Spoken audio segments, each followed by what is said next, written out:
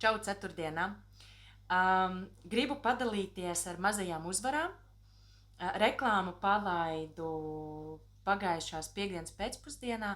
Nu, jau man ir 4 jauni klienti. Es pārdodu pārdošanas kursu, pārdošanas coachingu. Tātad mācu cilvēkiem, dodu iedvesmu, dodu instrumentus, kā pārdot vairāk. Ja? Paldies par šo ceļu līdz brīdim, kamēr sāka nākt pirmie pieteikumi NJ Media, abiem nikiem. Paldies par kopīgo tikšanos, tas bija iedvesmojoši, tas radīja papildus enerģiju, darīt, nevis sēdēt un domāt par to, ka kaut kas ir jāizdara, bet darīt. Mans rezultāts faktiski visi pieteikumi, kuri ienāk, es ar visiem sarunāju vizītes.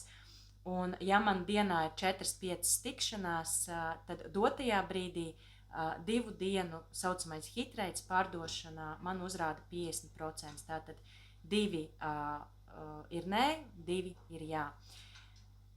Kur es būtu bez pieņemtā lēmuma strādāt ar NJ Media, visdrīzākais kaut kur savās domās un sapņos, kaut ko es mēģinātu darīt, bet ir rīktīgi forša feature tā, kad klienti par tevi uzzina un kad viņi tātad piesakās un tavs uzdevums jau tad ir zvanīt un jau nopakot to, ko tu gribi nopakot. Tā kā paldies par pirmajām mazajām uzvarām. Es jau nikiem saku, kad īstais rezultāts paskatīsimies mēnesis 2, bet es esmu baigi priecīgā par šito pirmo uzrāvienu. Nu, riktīgi superīgi. Tā kā riktīgi forši, man ir spars darboties, zvanīties, pārdot, un ja kādam vajag pārdošanas treniņus, droši sazinieties ar mani.